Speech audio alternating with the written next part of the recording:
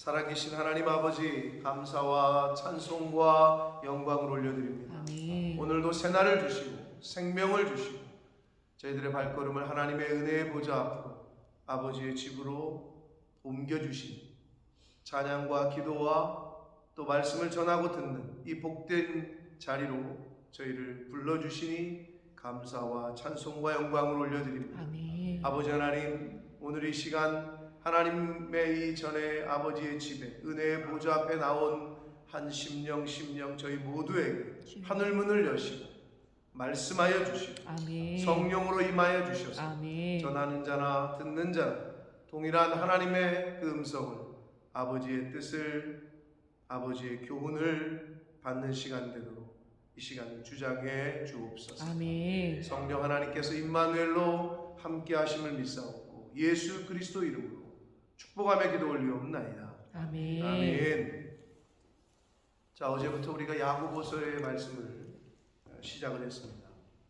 자, 어제 그 영상을 통해서 보신 분들은 아시겠지만 야고보서는 성경에 보면 여러 명의 야고보가 나오는데 그 중에 예수님의 형제 야고보가 쓴 서신으로 그렇게 많은 그 학자들에 의해서 교회사 가운데 인정받고 있습니다.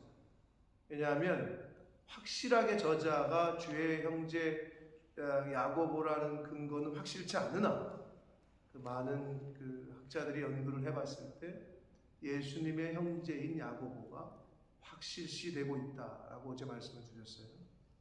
자, 발신자는 그렇고 수신자는 야고보서 1장 1절에 보면 12지파, 흩어진 12지파에게 문안한다라고 말씀합니다.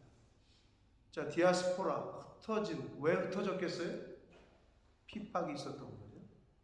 주의 형제 야고보 사도는 초대교회 예루살렘 교회의 그 헤드였단 말이에요. 리더십이었어요. 그러면 약 AD 60년경으로 추정이 됩니다. 그리고 바울 사도가 로마서를 쓴 이후로 또 추정이 됩니다. 이 야고보서를 쓴 것이. 자, 발신자가 야고보 사도고 수신자가 디아스포라 유대인들이라고 지정을 했어요. 그러니까 흩어진 핍박 때문에 환난 때문에 흩어져 있는 오늘날로 말하면 예수 믿는 사람들이겠죠. 당시의 이스라엘 백성들, 유대인들, 시험과 핍박과 환난 가운데 처한 흩어진 유대인들이라고 수신자를 지정하고 있습니다. 오늘날로 보면 오늘날 시험 가운데 있는 분들, 환난과 어려움 가운데 있는 분들이 어떻게 보면 이 말씀을 듣고 받아야 됩니다. 자, 수신자가 그렇다고 말씀을 드렸고, 자, 그리고 가장 핵심어는 믿음과 행함. 그러니까 어떤 분들은 바울은 믿음을 강조했고 믿음을 얘기를 하고 믿음으로 말미암아 이신칭이 믿음으로 말미암아 산다. 야고보 사도는 행함이 없는데 그 믿음이 무슨 소용이냐? 이렇게 극단적으로 얘기를 하나? 믿음과 행함은 동전의 양면과 같다라고 늘 말씀을 드립니다. 믿노라 하는데 행하지 않는다. 믿음이 없는 사람은 행할 수 없습니다. 믿음이 있기 때문에 발을 띄는. 그러니까 믿음과 행함은 동전의 양면과. 그러니까 손인데 이게 손바닥이냐 손등이냐. 이래도 손이지. 그러니까 어떤 면을 강조를 한 것뿐이지 믿음과 행함을 따로 떼어서 얘기는 할 수 없습니다. 자, 그래서 야고보서의 핵심 주제어는 믿음과 행함이라고 제가 어제 영상을 통해서 말씀을 드렸습니다. 오늘 본문은 두 번째 단락인데 1장에 9절부터 18절의 말씀인데요. 자, 오늘 본문에서는 7절 그 앞에 있는 7, 8절 앞에 있었던 내용과 이어집니다. 9절을 보시면 낮은 형제는 자기의 높음을 자랑해라. 갑자기 약간 좀 장면이 전환되는 느낌이 있습니다만은 전혀 그렇지 않고 시험을 당하는 어려움을 당할 때 시련을 당하고 어려움을 당할 때 낮은 형제는 이라는 말이에요. 시험 당할 때 낮은 사람, 즉 가난한 사람은 어떻게 하는 거냐? 어떻게 하라는 거냐? 자기의 높음을 자랑하래요. 조금 한글 성경으로 번역된 거 읽을 때는 낮아지라고 했는데 왜 높음을 자랑하지? 라고 느껴지잖아요, 뉘앙스가. 그러나 이 말은 시련 당할 때 내가 좀 가난해, 내가 좀 없어, 그런 사람은 당당하라는 의미, 믿음으로 당당하라는 의미가 자기의 높음을 자랑하고 라고 번역을 했어요. 그러면 부한 자는 자기의 낮아짐을 자랑해라 라고 말씀하고 있는데, 가난하고 없는 사람은 시련당할 때 당당하라고 하시는 반면에 부한 자는 겸손해라 라고 말씀하시고 있는 거예요. 부한 자는 겸손해라, 시련당할 때. 왜냐하면 그가 풀의 꽃과 같이 지나간다 라고 말씀하십니다. 부한 자, 재물 많은 자, 교만해지기가 쉽단 말이에요. 그런데 성경은 야고보 사도는 겸손해요. 왜냐? 풀의 꽃과 같이 지나간다 하면서 11절을 부연 설명을 해주기를, 해가 돋고 뜨거운 바람이 불어 풀을 말리면 꽃이 떨어져 그 모양의 아름다움이 없어진다. 그렇죠, 여러분? 여러분 뭐 꽃 사서 선물하실 때 꽃을 받으면 싱싱하잖아요. 꽂아 놓으면 너무 예쁘고 좋고. 근데 어떻게 해요? 드라이 되고 나중에 마르면 어떻게 돼요? 물론 그 말른 일부러 말려서 붙여놓는 사람들도 있더라고. 뭐라 그러지? 드라이 플라워라 그러나 그냥? 아무튼 그런 분들도 있는데, 바짝 말라가지고 뭐 그것도 이쁠 수 있습니다만은 그래도 마르기 전에 싱싱할 때 꽃을 보면 훨씬 이쁘단 말이에요. 그런데 재물은 그렇게 사라진다. 한순간에 그렇게 사라진다. 풀의 꽃과 같이 지나간다. 그 모양의 아름다움이 없어지나니 부한 자도 그 행하는 일에 이와 같이 쇠잔할 것이기 때문에 자기의 재물 있는 거 가지고 교만하거나 오만 방자하지 말고 부한 자는 낮아짐을 자랑해라, 겸손하라 라고 말씀을 해주시고 있습니다. 뭐 할 때? 시련당할 때. 자, 12절을 봅니다. 시험을 참는 자는 복이 있나니 이는 시련을 견디어낸 자가 주께서 자기를 사랑하는 자들에게 약속하신 생명의 면류관을 얻을 것이기 때문이라 라고 말씀을 합니다. 아주 귀한 말씀인데 좀 길게 풀었었는데 짧게 얘기하면 이런 거예요. 시험을 참는 자는 복이 있나니 생명의 면류관을 얻을 것이다 라고 말씀하고 있는 거예요. 자, 그런데 말씀을 많이 들으신 분들은 알겠습니다만은 12절에 있는 시험과 13절에 있는 시험을 한국말로는 다 똑같이 번역을 그렇게 했단 말이에요.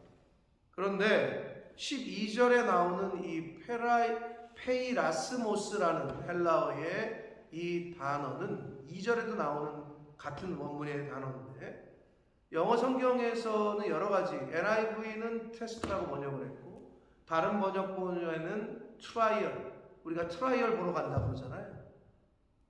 트라이얼. 제가 사전을 좀 찾아봤습니다만은 김현숙 권사님, 트라이얼과 테스트의 차이를 아시겠어요? 트라이얼 보러 간다는 말이 우리 수구가 이제 어디 팀에 트라이얼 보러 간다, 테스트 보러 간다는 말 아니에요? 근데 영국 사람들은 왜 그거를 두 가지를 단어를 다르게 썼으니까 어떨 때는 테스트고 어쩔 때는 트라이얼인 거잖아요. 그렇죠? 근데 의미는 그거야. 테스트 보러 간다, 시험 보러 간다, 이거거든요. 근데 단어를 다르게 썼는데 영어 번역본을 좀 찾아보니 NIV는 테스트라고 썼어요. 근데 다른 번역본은 또 트라이얼이라고 썼어요. 아무튼 근데 그 페이라스모스라는 요 헬라어는 그런 의미예요. 트라이얼, 테스트의 의미야.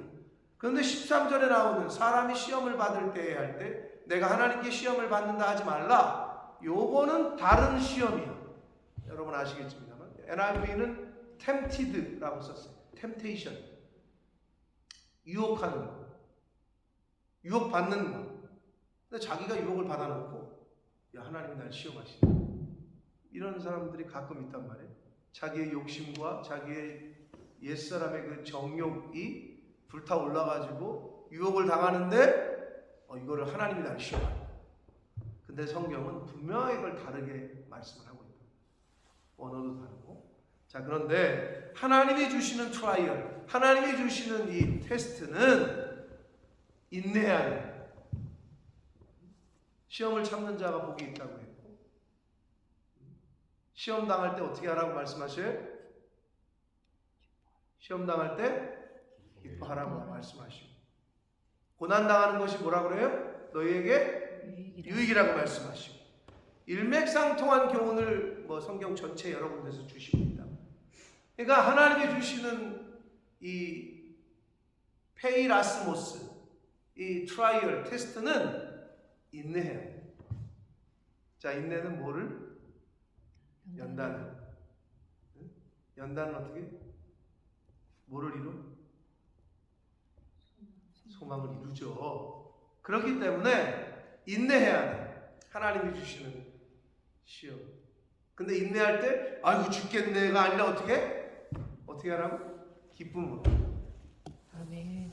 감사함으로. 아멘. 똑같은 인내를 여러분 운동선수가 국가대표가 되기 위해서는 가만히 있다고 국가대표가 되는 게 아니에요. 혹독한 훈련을 견뎌야죠. 그런데 똑같이 훈련을 받는데 싱글벙글 웃으면서 훈련을 받는 사람이고 이거 언제 끝나나 막 이를 갈면서 하는 사람이 있다면 감독이 볼 때 누구를 쓰겠냐고. 감독이 볼 때.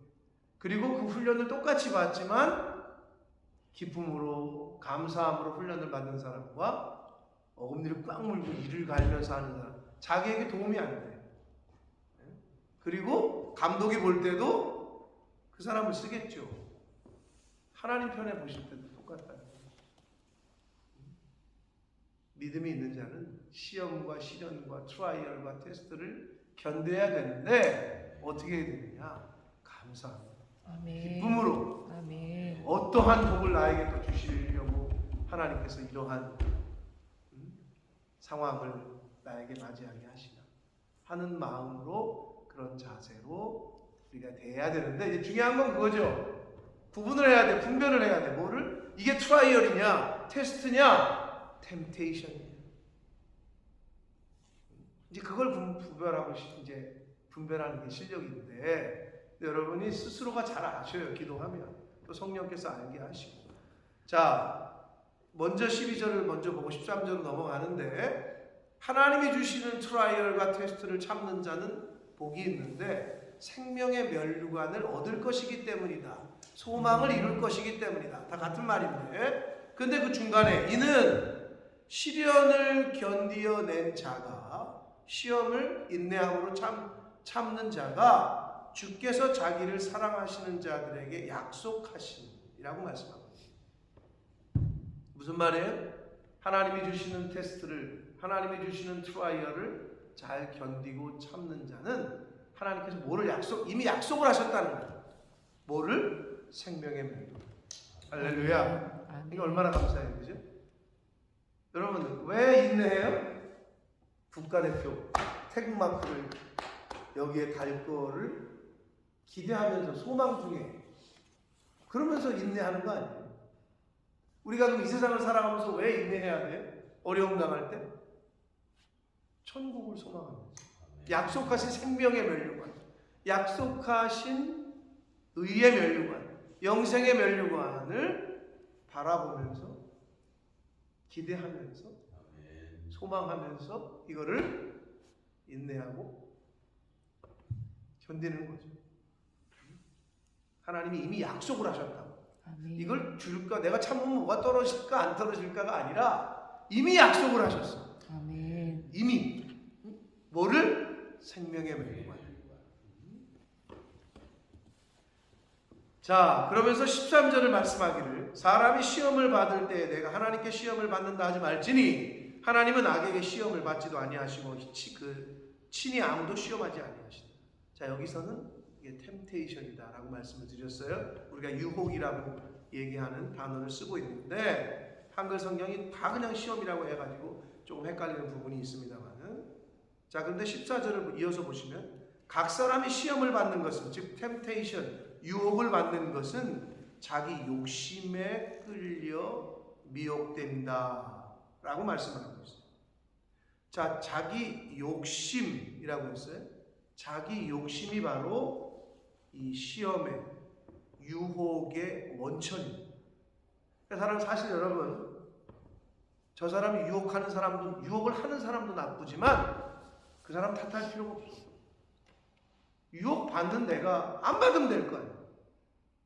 그 유혹에 넘어가는 이유는 저 사람이 날 꼬셨기 때문이에요가 아니라 내가 여기서 그 유혹을 내가 받은 거지. 내가 받아들인 거지. 내가 억셉을 한 거예요. 왜? 유혹의, 시험에 넘어가는 그 원천은 자기의 욕심이에요. 욕심 때문에 넘어가는 거예요.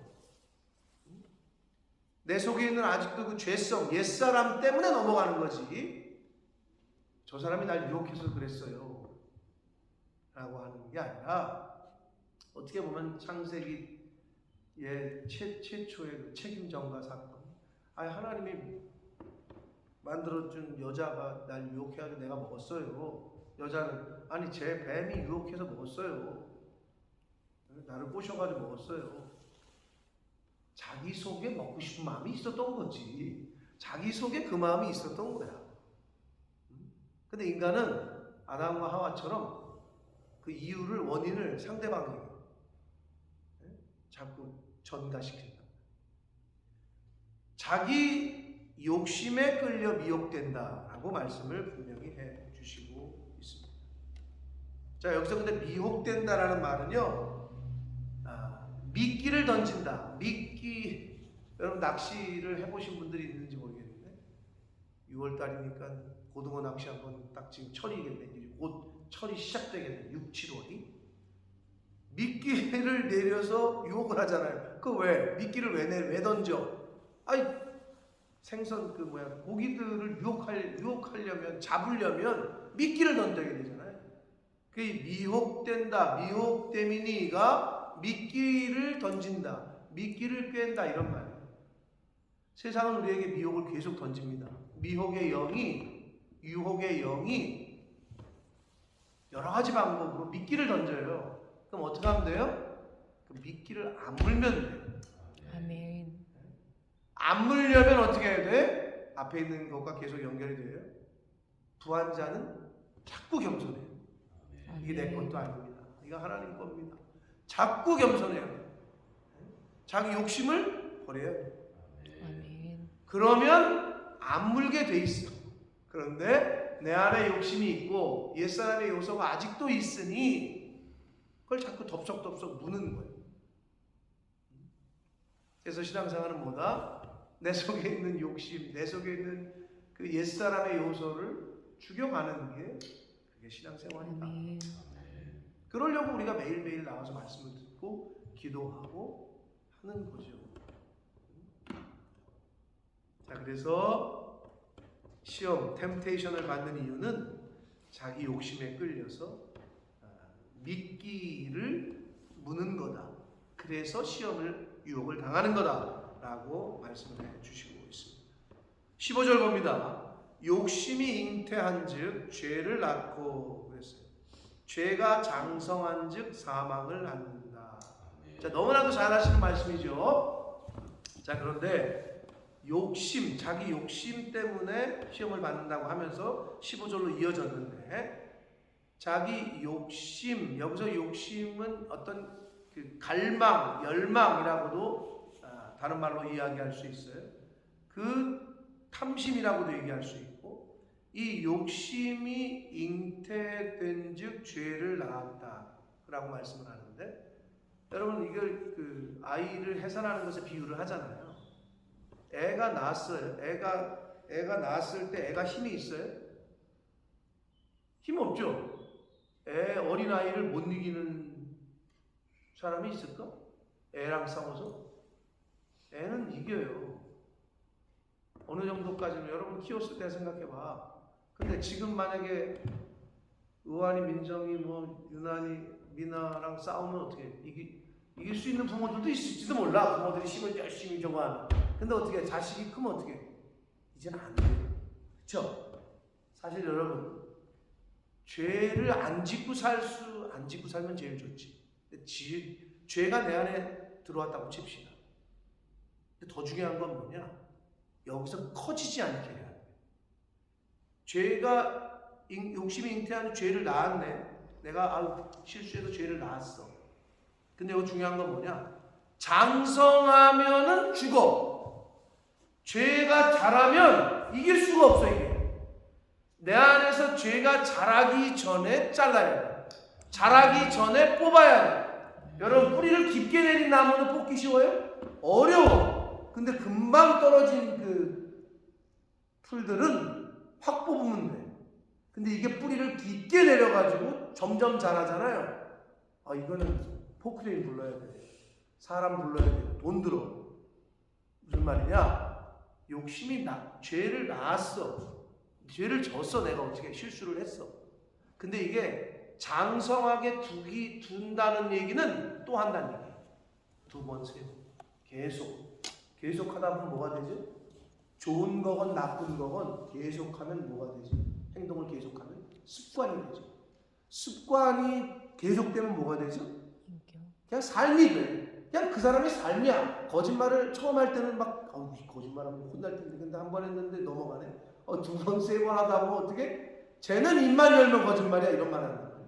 그냥 삶이야. 생활이 돼버려. 근데 그 끝은 사망이다. 죽는다. 그래서 이 말씀 속에는, 자, 여러분, 저와 여러분이 죄를 안 짓고 살면 너무 좋아. 욕심도 없고 아무것도 없고 얼마나 좋겠어. 근데 이게 불쑥불쑥 욕심이 생길 때가 있고 사심이 생기고 그럴 때가 있어. 죄를 낳았네. 근데 어떻게 하지 마시라고? 자라게 두시면 안 돼. 아멘. 뽑아야 돼. 아멘. 일찍 뽑아야 잘 뽑혀. 아멘. 일찍 잘라야 잘 잘려. 여러분, 그러니까 이게 여기서 주시는 교훈이, 장성하게는 두지 말자. 우리가 왜? 죄가 장성하면 우리는 어디를 끌고 가요? 사망. 죽음에, 사망으로 끌고 간단 말이에요. 그래서 여기서 말하는 이 사망은 육신의 죽음보다는 계시록 20장 14절에 기록되어 있는 둘째 사망입니다. 영적인 죽음을, 즉 하나님과의 완전한 분리를 의미합니다. 여기서 말하는 죽음, 육신의 껍데기의 이 죽음이 아니라. 그래서 죄는 이렇게 무서워. 그러니까 장성하게 두면 안 돼. 그러니까 매일매일 주변을 살피고 나를 살피고 내 속을 살펴서 성령의 뭐를 받아? 헤드라이트, 조명하심을 받아서 불을 비춰야 찾을 거 아니야. 이 시커먼 때, 내 속이 제일 시커먼데, 그죠? 이 시커먼 내 속을 하나님의 성령의 조명. 오죽하면 뒤에 보면, 이제 다음 말씀에 보면 빛들의 아버지, 세상의 빛으로 오신 분이 예수님이잖아요. 그러니까 빛 대신 말씀, 성령의 말씀의 빛을 내가 받아야 내 속에 있는 더러운 것들, 옛사람의 요소들, 사망적인 요소들, 죄성이 보여져요. 그래서 말씀의 자리로 나오는 거고, 그래서 예배의 자리로 나와야 되는 거고, 그래서 기도하는 거고. 아멘. 그거 하려고.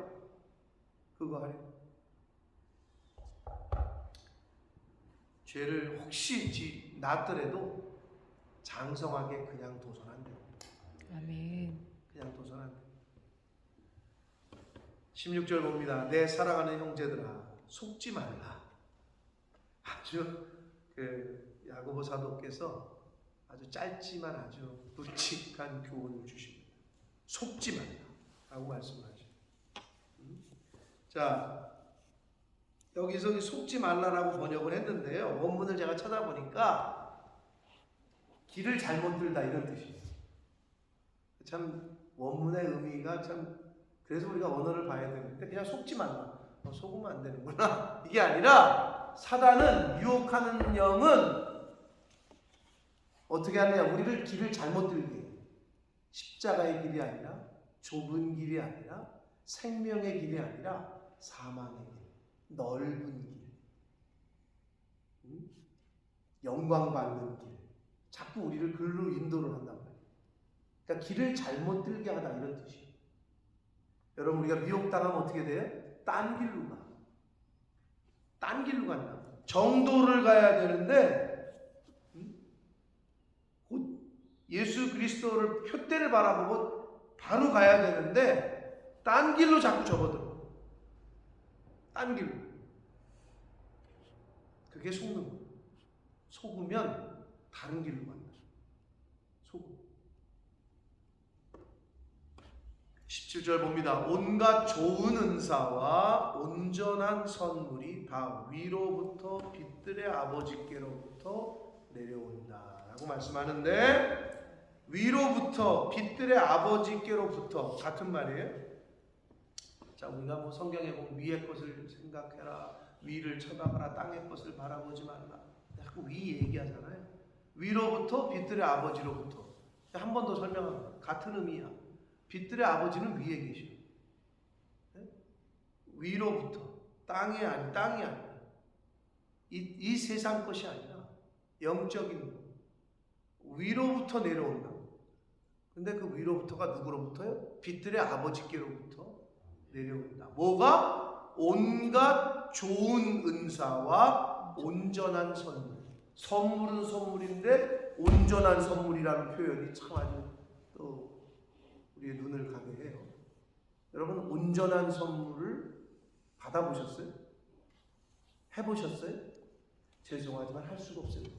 왜? 이 세상에 온전함이라는 건 없어요. 이 세상에 영원한 게 있어요? 뭐 샤넬백 받으면 영원해? 그건 영원할 것 같아?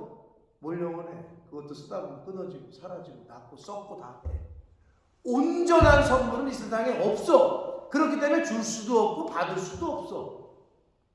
온전한 선물은 오직 위로부터 옵니다.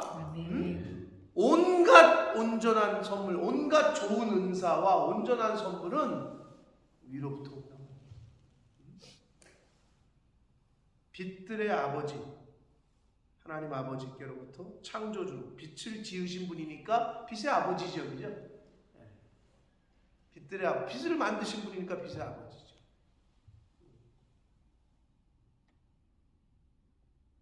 우리가 그런 말 하잖아요. 이렇게 발명하면 뭐의 아버지 이런 표현 쓰잖아요.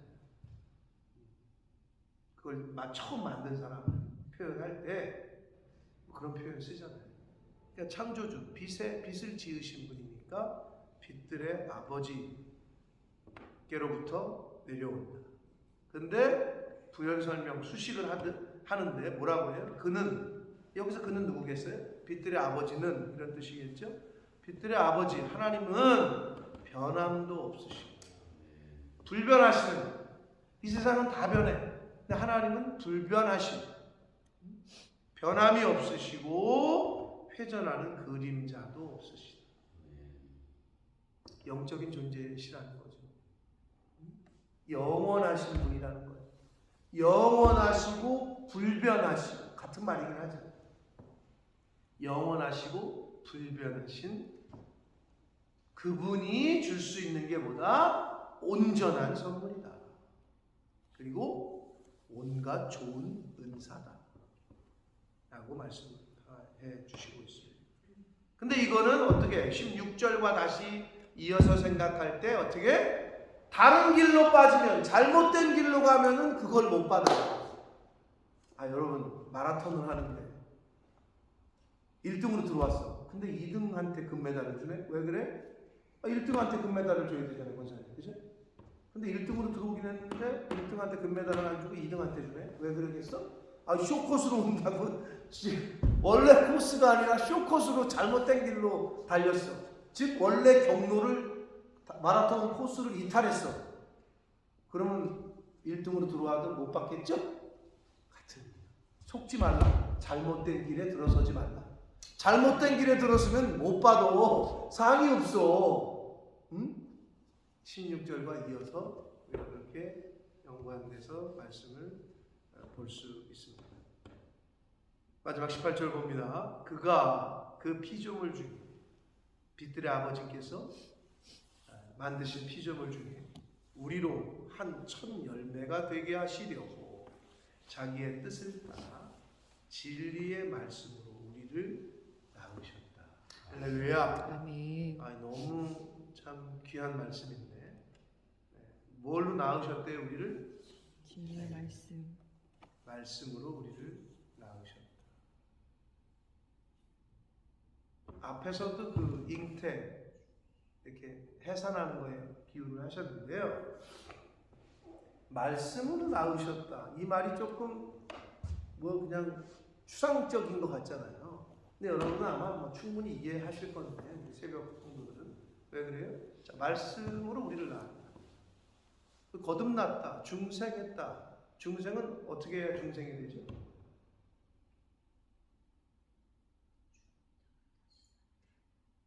거듭났다. 중생은 어떻게 우리가 중생했다 그래요? 뭘 어떻게 예수 그리스도를 믿음으로죠. 그럼 말씀이 육신이 되어 이 땅에 오신 분이 누구예요? 예수님. 예수님이죠. 그럼 진리의 말씀으로 우리를 낳았다는 것은 바꿔 말하면 뭐가 우리를 낳았다는 거죠? 예수님. 예수님이 우리를 낳았다는 의미가 되겠죠. 결국은 말씀 안에서 예수 그리스도를 믿는 믿음 안에서 우리는 거듭납니다. 아멘. 그렇죠. 예수 그리스도를 믿어야 우리는 중생하죠. 그죠? 거듭나죠.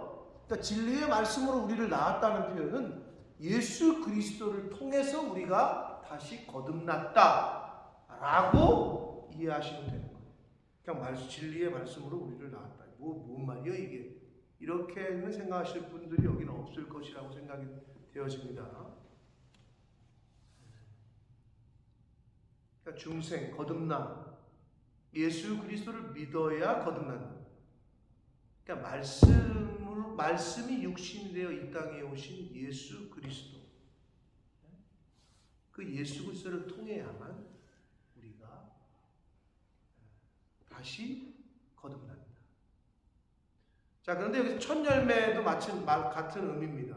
첫 열매. 자, 이 첫 열매라는 이 헬라어가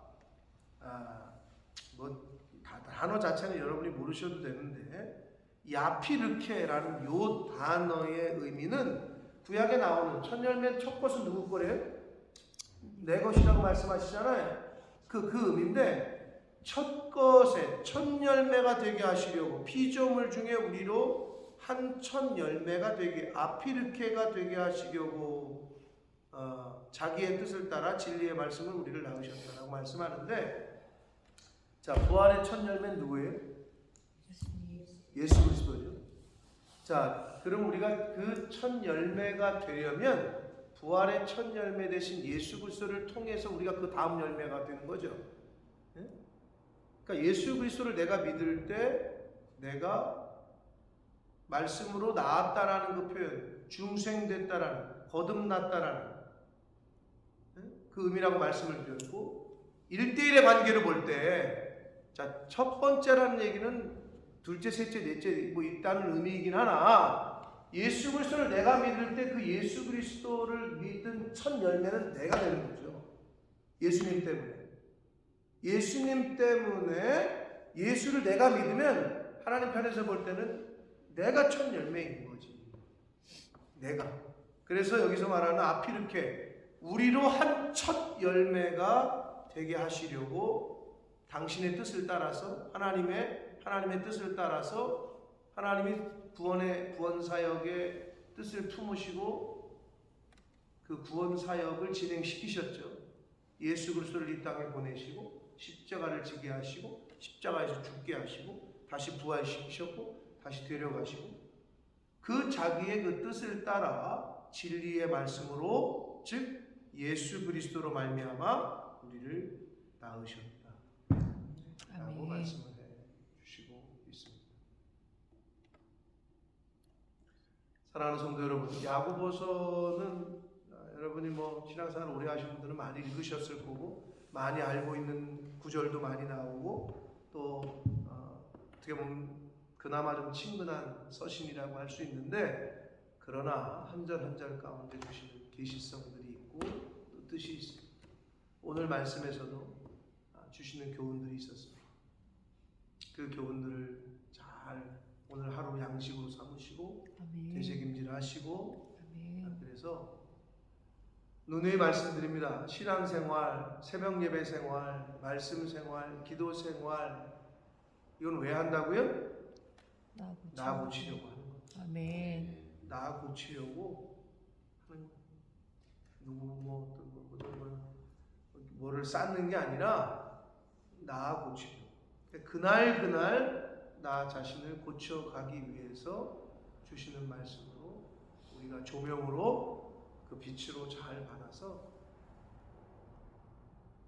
죄를 아예 안 지으면 제일 좋아요. 근데 연약해서 실수로 죄를 지시더라도 절대로 장성하게 그냥 두시지는 말아요. 초장이잖아. 초장. 그냥 두잖아요. 그럼 나중에 힘들어. 어려워. 여러분 애들 왜 고집 핀다 그래요? 그 고집 필 때가 있는데 그때를 꺾어야 되는데 그걸 못 꺾으면 어떻게 돼요? 완전히 뭐 부모를 갖다가 그냥 뭐 하려고 여기겠죠. 상투 위에 올라가 있겠죠. 할아버지 수염 당긴다는 말이 있잖아요. 그러니까 그거랑 비슷해요. 장성하게 그냥 두면 안 돼요. 그럼 우리를 사망으로 끌고 가요. 그러므로 오늘 주신 말씀 또 여러분에게 말씀을 들을 때 감동 주시는 것들을 잘 기록하셨다가 하루 종일 되새김질 하시면서 나를 고쳐가는 복된 한 날이 되시기를 예수 그리스도 이름으로 축복합니다. 아멘. 살아계신 하나님 아버지 감사와 찬송과 영광을 올려드립니다. 아멘. 아버지 감사합니다.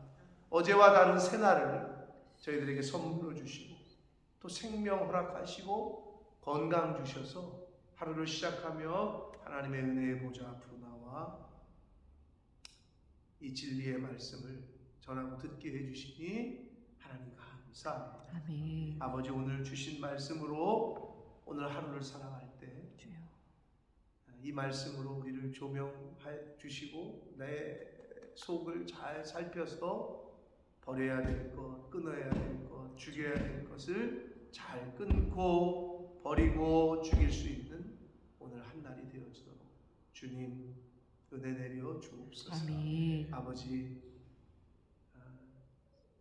말씀 안에서 거룩하게 정결하게 살기를 원하오나 우리가 연약하여 또 실수로 죄를 지을 때가 있습니다. 주님. 아버지 그러나 빨리 그 죄를 뿌리 뽑을 수 있도록 죽일 수 있도록 장성하게 그냥 두지 않도록 주여. 그런 어리석은 신앙생활하지 않도록 주님 은혜 내려 주옵소서. 아멘. 오늘 하루도 임마누엘로 동행해 주심을 믿사오고 예수 그리스도 이름으로 축복하며 기도 올리옵나이다. 아멘.